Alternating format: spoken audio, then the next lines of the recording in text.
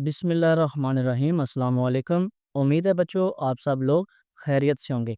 तो बच्चों आज इस लेक्चर में हम एक्सरसाइज 1.1 का सवाल नंबर 4, 5 और 6 सॉल्व करेंगे। तो आइए सवाल नंबर 4 पढ़ते हैं। Name the property used in the following.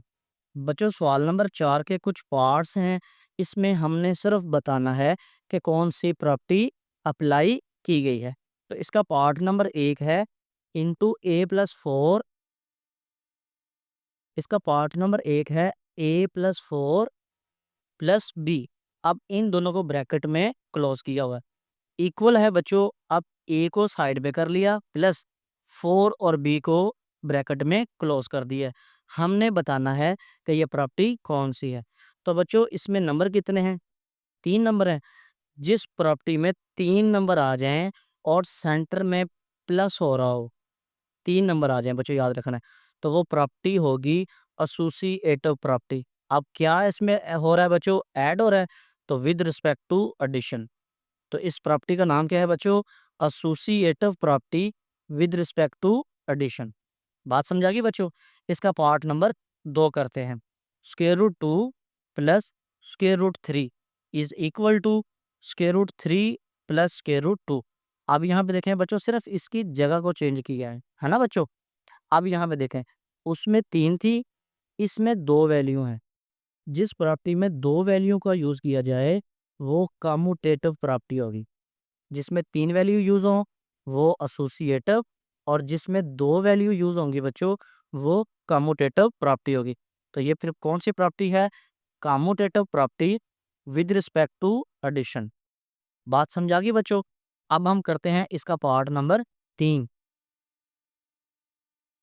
बच्चों पार्ट नंबर 3 है x minus x is equal to 0। तो आप देखें बच्चों, जो x है ना, इसका ये जो x है ये इसका इनवर्स है, एडिटिव इनवर्स। यानी कि जब हम इन दोनों को ऐड करेंगे, इसको ऐसे लिख लें आप, ऐसे x प्लस माइनस एक्स, इसको आप यूं लिख लें, ठीक है बच्चों। अब जब दोनों को हम ऐड करेंगे तो रिजल्ट क्या आएगा? 0 आएगा। तो बच्चों ऐसे दो नंबर जिनको ऐड करने से रिजल्ट 0 आ जाए वो एक दूसरे का एडिटिव इनवर्स होते हैं, ठीक है बच्चों। तो फिर ये प्रॉपर्टी क्या होगी? एडिटिव इनवर्स होगी, ठीक है। इसका पार्ट नंबर 4 करते हैं। तो यहाँ पे देखें बच्चों, a into B plus C is equal to, A को ज़रब किया बच्चों बी से, ए बी आ गया, प्लस ए को ज़रब किया सी से, तो यहाँ पे ए सी आना है, मैंने सी ए लिख दिया गलती से, ठीक है बच्चों। आपने ए सी लिखना है, ठीक है। अब यहाँ पे देखें वैल्यूज में 3 है, लेकिन सेंटर में प्लस है और जो बाहर है बेटा वो इनटू है, यानी कि ज़रब है। तो ये फिर प्रॉपर्टी क्या होगी? ये होगी left distributive property of multiplication over addition. जिसमें 3 वैल्यू आ जाएं वो बच्चों डिस्ट्रीब्यूटिव होगी, लेकिन उसमें एक शर्त है कि ब्रैकेट के अंदर प्लस आएगा और बाहर एक वैल्यू क्या हो रही होगी? ज़रब हो रही होगी, ठीक है। तो इसका नाम क्या है? Left distributive property of multiplication over addition. अब इसका नाम लेफ्ट डिस्ट्रीब्यूटिव क्यों है?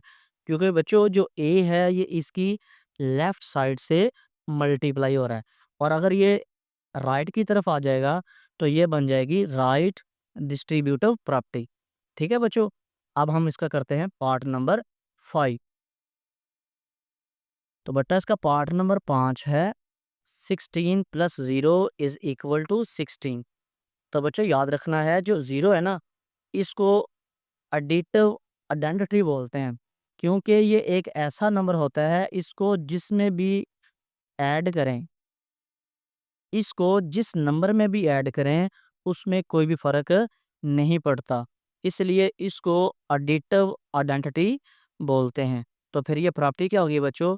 ये प्रॉपर्टी होगी एडिटिव आइडेंटिटी, ठीक है बच्चों। पार्ट नंबर 6 करते हैं। पार्ट नंबर 6 है बच्चों 100 multiply by 1 is equal to 100।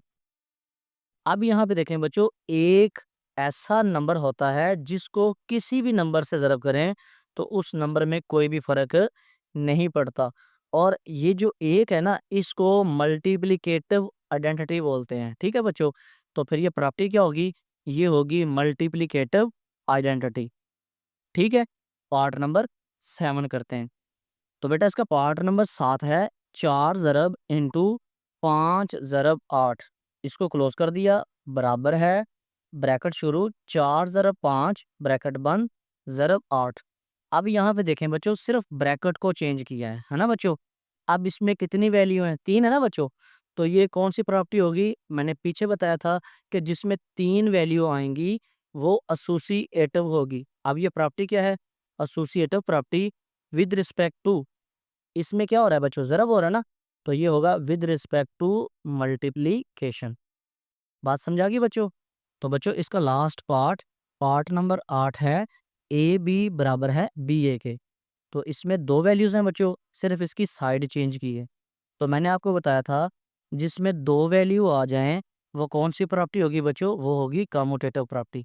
अब ये ज़रब हो रही है ना बच्चों, जिसके 2 नंबरों के दरमियान कोई भी साइन ना हो वो नंबर ज़रब होते हैं। तो फिर ये प्रॉपर्टी होगी commutative property with respect to multiplication. ठीक है बच्चों, अब हम इस एक्सरसाइज का सवाल नंबर 5 स्टार्ट करते हैं। इसका सवाल नंबर 5 है बच्चों, name the property used in the following. हमने इसमें वही काम करना है बच्चों, सिर्फ बताना है कि इसमें कौन सी प्रॉपर्टी अप्लाई की गई है। तो इसका पार्ट नंबर 1 है, -3 less than -1 implies 0 less than 2। अब हमने इसको यहाँ पे लिखना है और करना क्या है बच्चों, इसमें नंबर को ऐड करना है कि वो ये चीज़ बन जाए। ठीक है, अब देखें हमें क्या करना पड़ेगा, दोनों तरफ 3 को ऐड करना पड़ेगा। तो क्या करेंगे, एडिंग 3 ऑन बोथ साइड्स। ठीक है बच्चों, अब इधर भी 3 को ऐड कर दिया, लेस देन वैसे का वैसे आ गया, -1 प्लस 3 आ गया। अब ये प्लस ये माइनस 0 आ जाएगा, लेस देन -1 प्लस 3, तो बच्चों क्या आ जाएगा, 2 आ जाएगा। अब देखें 0 लेस देन 2, ये चीज़ बन गई। अब हमने इस प्रॉपर्टी में क्या चीज़ अप्लाई की है, एडिशन की है ना बच्चों, प्लस किया। तो फिर ये प्रॉपर्टी क्या होगी इसमें, एडिटिव प्रॉपर्टी ऑफ इनइक्वालिटी। अब यहाँ पे बच्चों इनइक्वालिटी का मतलब ये होता है, इसमें 4 साइंस होते हैं बच्चों। एक ये वाला लेस का, एक होता है ग्रेटर का, और एक होता है लेस आर इक्वल, और एक होता है greater or equal. In 4 science को इनइक्वालिटी बोलते हैं। ठीक है बच्चों, अब हम इसका पार्ट नंबर 2 करते हैं। बच्चों इसका पार्ट नंबर 2 है, if A less than B then 1 over A greater than 1 over b. इसमें बताना है बच्चों में कौन सी प्रॉपर्टी अप्लाई की गई है। इसको समझने से पहले बच्चों एक चीज़ है जो आपको मैं समझा दूं, उसके बाद इस प्रॉपर्टी की आपको समझ आ जाएगी। तो यहाँ पे बच्चों देखें कि ये जो है ना, 2 ये 3 से छोटा होता है। यहाँ तक समझ आ गई बच्चों। अगर हम इसका रेसिप्रोकल करेंगे 1/2 और 1/3। अब आप बताएं कि एक चीज़ के 2 हिस्से किए हैं और एक चीज़ के 3 हिस्से किए हैं, तो बड़ी कौन सी होगी बच्चों, जिसके 2 हिस्से हैं। तो 1/2 क्या हो जाएगी, ग्रेटर हो जाएगी 1/3 से। तो अब यहाँ पे याद रखना है, जब इसको हम रेसिप्रोकल करेंगे, जो लेस वाली साइड है वो ग्रेटर हो जाएगी। बात समझ आ गई बच्चों। यहीं पे यही रूल यहाँ पे अप्लाई किया गया है, A less than B then 1 over A greater than 1 over B. तो यहाँ पे देखें जो 1 ओवर ए है ये ए का रेसिप्रोकल है, और 1 ओवर बी जो है ये बी का रेसिप्रोकल है। तो फिर ये प्रॉपर्टी का नाम क्या होगा, इसका नाम होगा रेसिप्रोकल प्रॉपर्टी ऑफ इनइक्वालिटी। मैंने पीछे बताया है बच्चों, इनइक्वालिटी किसको बोलते हैं, कि जिसमें ये साइन आ जाए वो होती है inequality, reciprocal property of inequality. तो बच्चों इसका पार्ट नंबर 3 है, if A less than B then A plus C less than B plus C. अब यहाँ पे देखें बच्चों, दोनों तरफ सी को ऐड किया है, ए में सी को ऐड कर दिया, यहाँ पे लेस देन बी में क्या कर दिया सी को ऐड किया है। तो फिर ये प्रॉपर्टी का नाम क्या होगा? ये होगी एडिटिव प्रॉपर्टी ऑफ इनइक्वालिटी। ठीक है बच्चों, इसका पार्ट नंबर 4 करते हैं। पार्ट नंबर 4 है बच्चों, if a c less than b c and c greater than 0 then a less than b. अब यहाँ पे देखें बच्चों, ये जो ए है इसको भी सी से मल्टीप्लाई करवाया है और बी को भी सी से मल्टीप्लाई करवाया है राइट साइड से। तो फिर ये प्रॉपर्टी क्या होगी? Multiplicative property of inequality.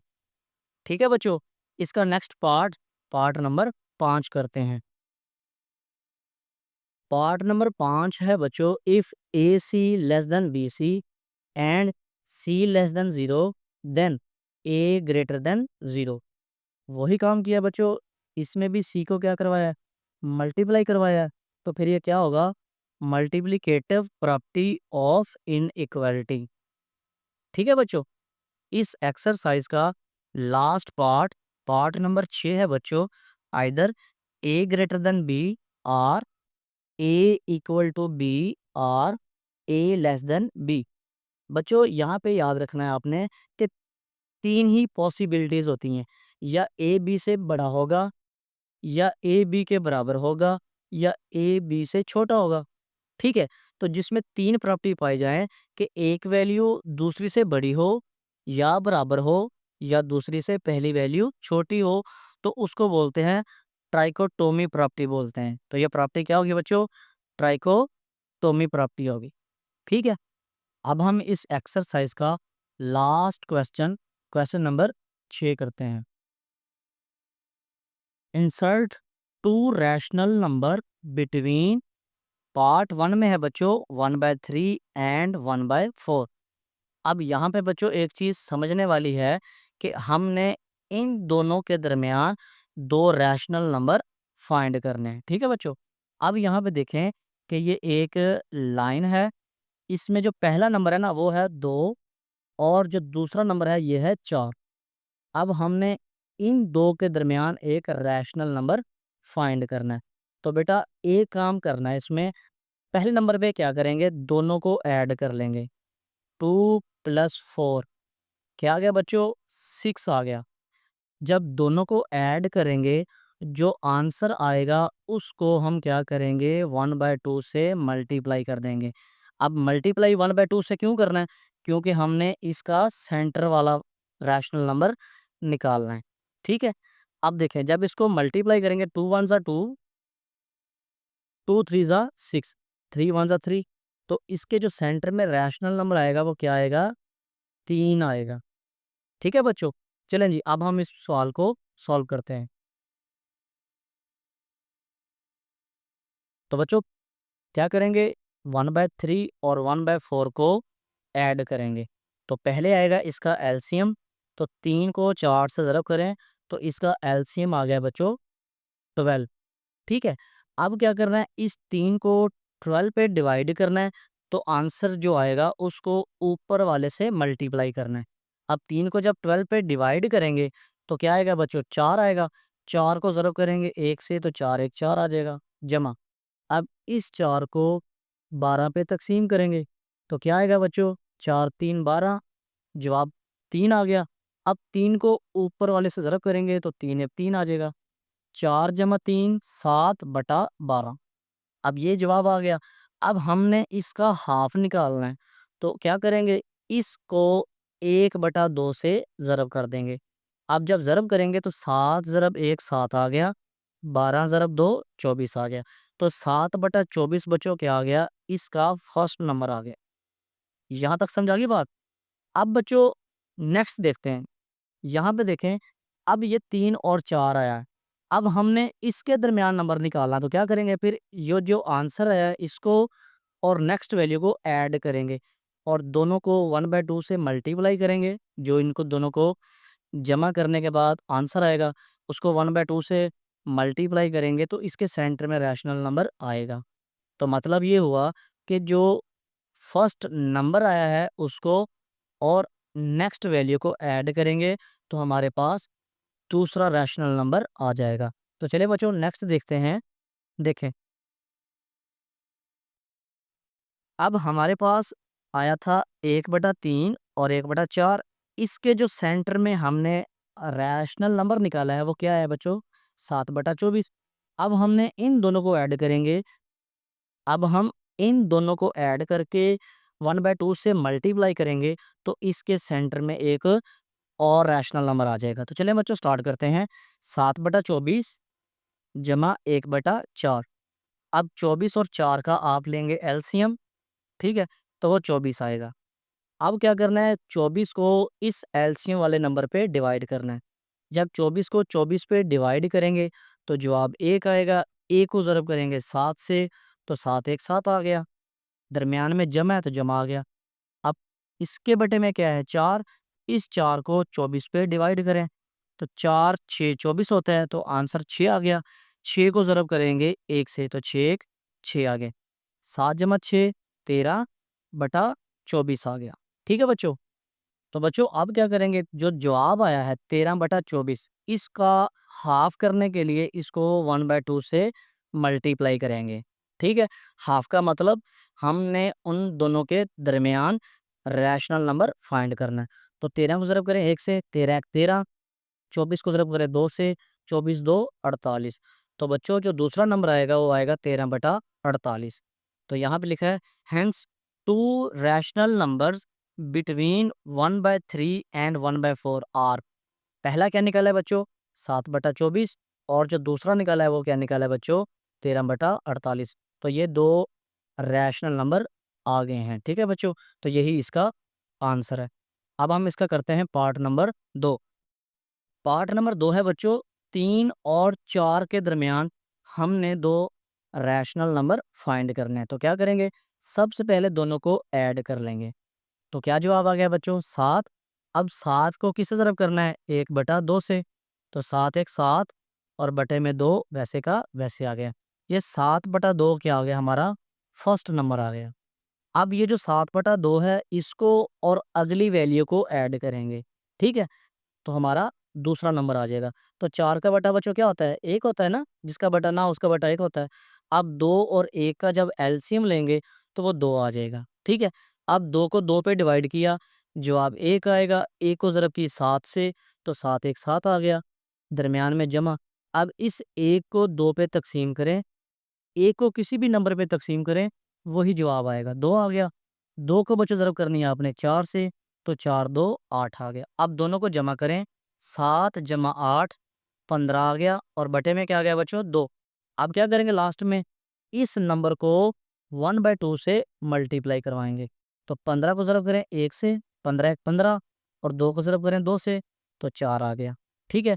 Is second number, तो ये हमारा दूसरा नंबर आ गया। सो 7/2 and 15/4 are two required rational numbers between 3 and 4। तो बच्चों 7/2 और 15/4 ये दो नंबर थे जो हमने 3 और 4 के दरमियान निकालने थे। ठीक है बच्चों? तो 7/2 और 15/4 इसका आंसर आ जाएगा। अब हम इसका लास्ट पार्ट नंबर 3 करते हैं। पार्ट नंबर 3 है बच्चों 3/5 एंड 4/5। तो बच्चों क्या करेंगे, सबसे पहले इन दोनों को ऐड करेंगे। तो यहाँ पे एक चीज़ याद रखनी बच्चों, जिसमें एलसीएम सेम आ जाए तो उसकी ऊपर वाली वैल्यू को वैसे ही ऐड कर देते हैं।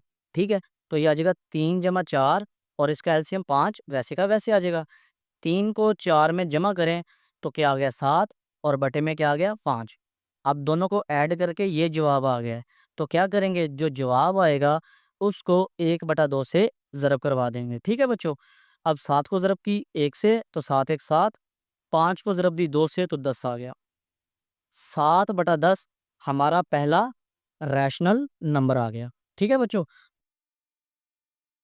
अब हम इसका दूसरा निकालते हैं रैशनल नंबर। अब 7/10 को और 4/5 को ऐड करेंगे और 1/2 से ज़रब करेंगे तो हमारा दूसरा रैशनल नंबर आ जाएगा। तो चलिए जमा करते हैं, 7/10 जमा 4/5।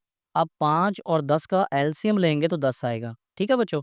अब 10 को 10 पे तक़सीम करें, 1 आएगा तो 1 को ज़रब की 7 से तो 7 1 7 आ गया, जमा 5 को डिवाइड करें 10 पे, जवाब 2 आएगा। 2 को ज़रब करें 4 से तो 8 आ गया। 7 जमा 8 15 आ गया और बटे में क्या आ गया बच्चों 10 आ गया। तो इसको हम क्या करेंगे, अब 1/2 से ज़रब करेंगे तो 15 1 15, 10 2 20। तो ये हमारा दूसरा रैशनल नंबर आ गया। बच्चों आप चाहें तो इसको काट भी सकते हैं 5 पे, 5 3 15 और 5 4 20, वरना वैसे ही लिख दें, ये भी ठीक होगा। सो 2 रिक्वायर्ड नंबर्स आर, पहला नंबर कौन सा बच्चों 7/10 और दूसरा कौन सा है बच्चों 15/20। तो ये आगे, तो ये हमारा आंसर आ जाएगा। ठीक है बच्चों, उम्मीद है इस लेक्चर की आपको समझ आ गई होगी।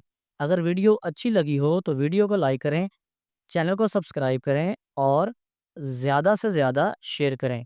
हम मिलेंगे नेक्स्ट वीडियो में, तब तक के लिए अल्लाह हाफिज़।